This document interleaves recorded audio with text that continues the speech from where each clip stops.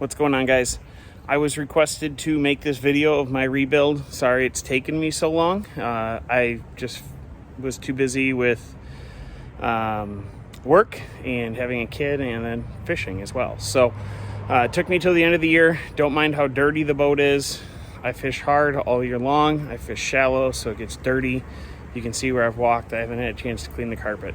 I just emptied it out today. Took all the tackle out, took all the rods out. Just getting ready for winter here in Wisconsin. So I have a 1995 Tracker TX17. You can see it right here. So I will post some pictures of what it looked like before I did this. I'll throw those in here and talk through it a little bit. And then we'll shoot some video of the rest of the boat and the hatches. I use the Gen X system, or a variant of the Gen X system from Nate and Mike over at Tiny Boat. And spent a ton of time redoing this boat last year. So let's get to it. So here you can see the original front deck, and taking it out, it had to cut it in half. Couldn't really get it out because of the way everything was laid out. The floor and the subfloor was totally wet and rotten. I'm surprised I didn't fall through it. Here you can see taking it out, it was just coming out in chunks. I had to hit it with a hammer to be able to get it out and break it up. All that foam was wet. And then here's where I was taking out the pour foam in the front. Had to use multiple different tools between pry bars. This old bent screwdriver I found worked good getting under the support beams. And here you can see I was taking apart the back deck. I repurposed a lot of these storage compartments. I used the lids and the lid framing to actually do the Livewell. It worked out perfect for that. So these pictures are just me taking them out, getting them cleaned up, taken out. This is when we took out the back section. We actually had to cut some of the pour foam out, and the gas tank was nasty. I had to clean all that up, got all that scrubbed and cleaned. Here's the boat almost completely stripped, got the wiring out. Started taking off the carpet adhesive with some xylene. That stuff is amazing. And then here we just started framing everything, getting everything ready to go. Cleaned up all the rivets. We went through and rebucked every rivet we could get to. And then here you can see some of that shiny stuff in there. We actually used glue vit over the top of them all before we started putting the pink foam back in. Sealed it all with some tape and got rolling there. Framing really started coming along. Then realized that I need to put a subfloor in. So we took the support brackets out, put the subfloor back in, and then started putting the support brackets to the subfloor. Redid a lot of the wiring, as you can see here, started pulling everything through, used a lot of the expandable sleeving like the rod glove material to be able to put everything in and make it nice and neat, so everything ran together that went to different things. Here's where the hatches started coming in using the Gen X. You can see here we used the welded corners, and then everything got pop riveted together. Here's one of Nate's Livewells. This is when I put the lids on. I used 5400 polyurethane to attach that on there along with the rivets to make sure it's a watertight seal. I did that all along. You're going to see a lot of that as I build these hatches and put everything together. I put that 540 3M 540 PU along all these hatches and then riveted it all. So here's where the console came in. I sanded it down, prepped it all, painted it black. Front deck's coming together here. Here's some of the hatches that a lot of people ask about with the Gen X. Went through and built them all by hand. Everything was starting to get ready for layout, almost ready for carpet here. So this is the day I took it out to go get carpeted, and then here you can see the carpet on there. Started getting everything laid out, did the front deck, padded everything from the console forward basically. So the front deck is nice and padded and comfy to stand on. This is during the carpeting process here. Went through and carpeted it all. Obviously now you can see where the padding is on the front deck there. Some pictures of the back here and the switches and getting everything just kind of installed here. There was one of the final days that it was in the garage. So we'll start up here at the front of the boat, the business end, I guess you could say, where I spend a lot of my time. I've got a 80-pound All-Trex on here. Yes, it's on the 4Trex frame. I just didn't swap it over when I swapped the trolling motors. Do that this winter because it's in better shape than the 4Trex. Running the Panther mounts here and back at the console, and then dual Garmin 93SV UHDs. Put the recessed foot pedal tray in. I've got some rod straps for both sides. And then the front deck layout here. So you can kind of see it is a huge front deck for this little boat. So I don't remember the exact measurement. I'll have to do that. I think it was like close to 7 feet front to end. So a lot bigger than it used to be. The old deck, I think, ended right about here, I think. And the steering wheel was actually up a little bit further. I set it back a lot on this one. So as you can see here from the layout, we've got one locker, 2 locker, 3 locker, 4 locker over there. So far one over there is rods. We'll go through that one in a bit. This is where I keep all my soft plastics. Trolling motor batteries are in there. And this is where I keep all my hard baits, terminal tackle. And then this is storage for the depth finders when they're not on. Extra rope, life vests, all that kind of stuff. So you'll notice here, I did have it open from the outside in. Reason I did that, when I'm at the landing, I didn't want it opening the other way, because the only time I really have to get in here is for an emergency. And if rods are here, I'm flipping the rods into the boat, not out of the boat. And then I have everything in here that I need at the boat ramp. So I come in here, I grab my rope for launching, I grab my trolling or my depth finders. Those are set in here. I go clip it, whatever. I keep extra prop, anchor, stow. It's just kind of an all-around stow in there. So that's that. Did the white cap cam locks, which are nice. I also did I think they're Bob's Machine caps for the butt seat. And then this hatch here opens up this way. So this is where I keep all my terminal tackle. Oh, and I missed one. So we'll get that in the house later. What I do in this one is I run 3700s going this way, all the way up.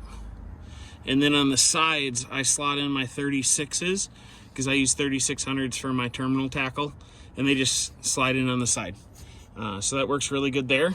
You'll see this hatch here, I reinforced. So they're all reinforced. This is the only one I didn't do a plate on, just because I did have to put the hole in for the butt seat, and then it just needed extra bolts, so I didn't end up doing a plate over it. You'll notice on the other 2 hatches that I did do plates. They're all put together with gas struts. And then I did put the C-deck material, knockoff eBay stuff on the bottom just for aesthetics. It also does do wonders for insulating. These hatches don't get as hot as they did without that. So that was a big plus on that. And that's just 3/4 inch, 1/16 ounce or 1/16 inch tubing. So that really helps sturdy that up. Now, on to the next hatches. I'm going to hop to the other side of the boat and show you those. So up here in the boat, you can kind of see the layout now of the whole front deck of the boat. Those were the 2 hatches we just went through. We're going to go through this one now. So this one is huge. I mean, it is, you can see how long it is and how wide it is. So this one really had to have a lot of reinforcement done to it. So don't mind all the wiring mess. I tried holding everything up with Gorilla Tape that did not work in the heat. Once the heat got to it, they all fell. So this winter, that'll be a project to tuck all that. So again, I mentioned I keep my trolling motor batteries in here. I run 2 31 series batteries for my 24 volt. And I have the Minn Kota precision charger in here. So just centers the weight of the batteries very, very well here in the boat. And then this one, like I said, I keep all my soft plastics. I keep all mine in 3700s. So I just stack them widthway this way and then vertically over here for a couple of them there. So this is a good representation of what I meant by doing the reinforcement plate on the hatch. So again, it's all done in C-deck.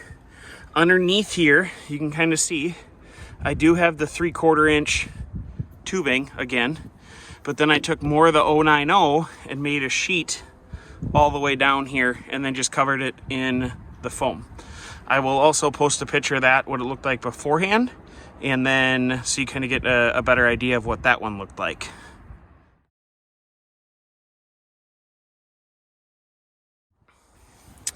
All right, so now that you've seen the pictures of that, kind of get an idea. Don't mind the messiness of the railings. I still haven't figured out what I'm gonna do, if I'm gonna do gator skins or paint them or what I'm gonna do.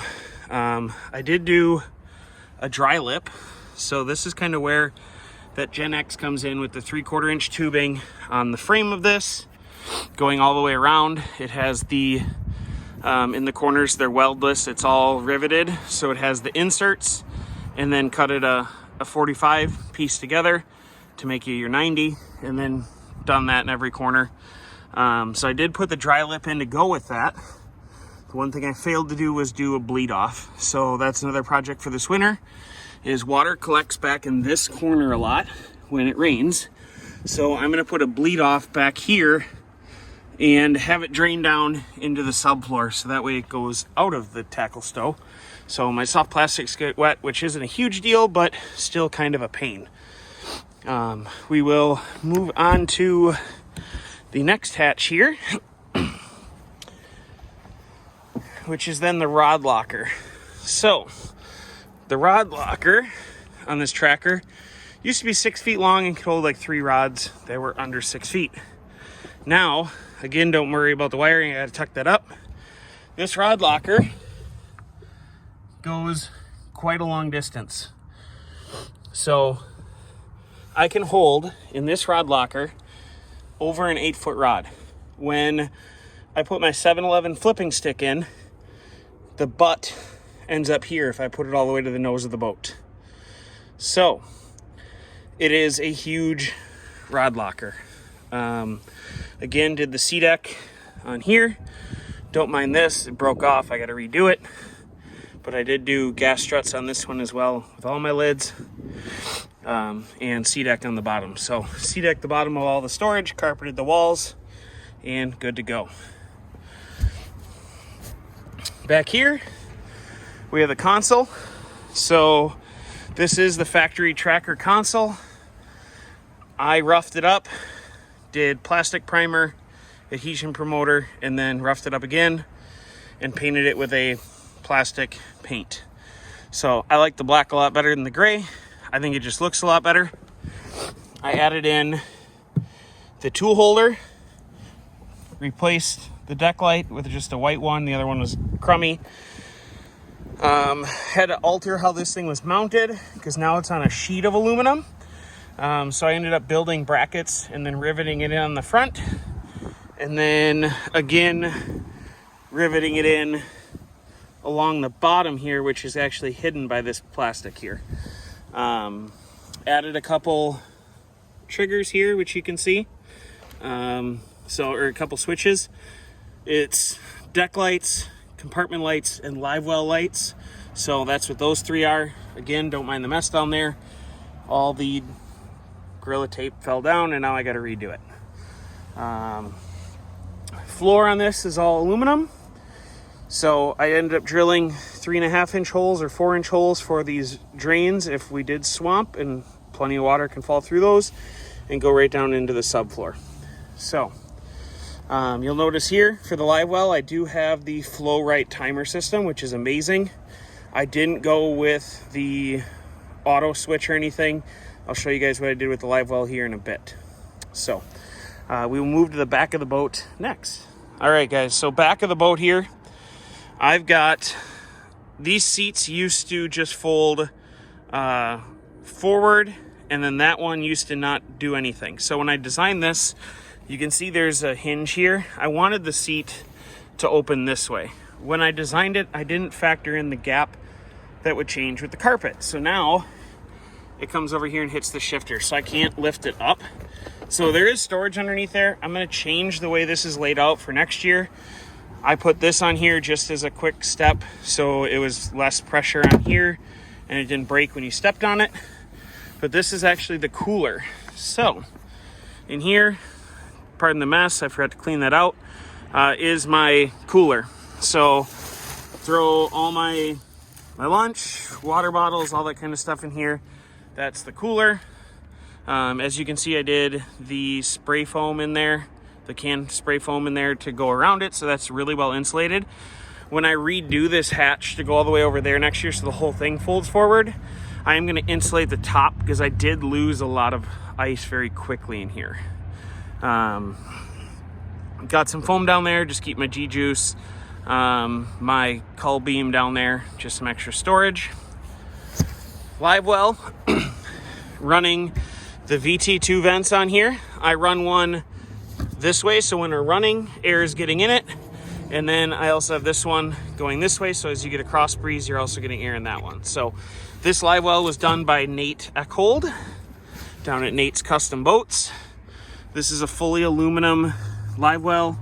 I don't want to quote on the gallons, but we've got the divider in there. It is pitched in the middle to run to the drain here. So I'm just on uneven ground, so some of the water didn't run out. I've got my Livewell recirc pump right here. It is underneath this panel here. So I did this.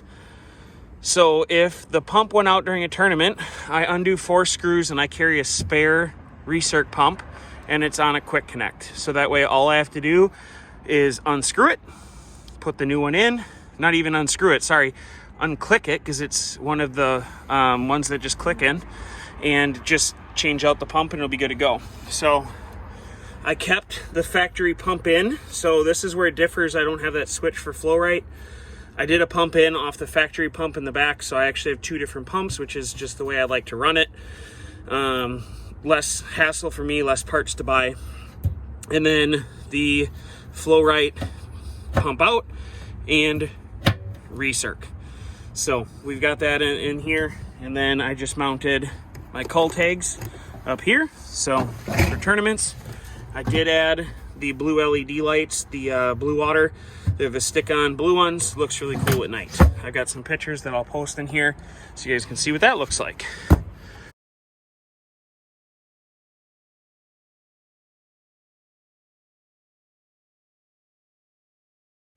Coming back here to the back of the boat, we've got a 75 horse Mercury 2-stroke 2002. This motor really rips on this boat. It used to, when I bought it, had a 25 horse, moved to a 40, and now this year moved to a 75. Got a manual jack plate on it, so I put that on. That really helped. I got a lot more lift out of that. And we'll talk about prop and stuff here in a little bit. But back here, I've got the rear battery compartment. My wiring is a mess. This is the last thing I tried to tackle at the end of the year, and then I wanted to fish. So I need to run it better. I know. 2 cutoffs. The one on the left is for the outboard. The one on the right is for all the electronics. So all the electronics run to that one. Got another battery charger here. I used to run 2 batteries until I bought a good cranking battery that could handle cranking and running the graphs. So that's why there's a second one there. Mid-season, had some issues, switched to 1 battery that was the right battery for it. 13-gallon fuel tank. This thing was nasty when I started. I'll show you guys the pictures of the back of this thing. When it started, it was just disgusting. Back here, down there, you've got your bilge pump, and then I added a second bilge pump. I believe that's an 800. That's on a float switch that's down here to be a second manual one. And then back in that corner is the Livewell pump in. Added some lights, one here and then one underneath so you can see. And then there's obviously a bunch of plumbing. Coming back to this part here where the plumbing comes out. I had my uncle machine me this aluminum brick, and this is Livewell pump out, the second bilge I added. So you can see, we'll just get out of the boat and take a look here in 1 second.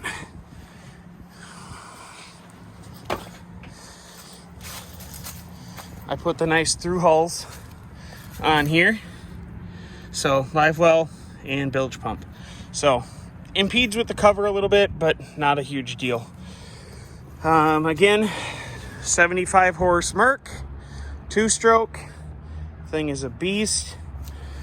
Testing out an aluminum or a stainless 2-blade. This is the Trophy Plus 21 pitch Trophy Plus.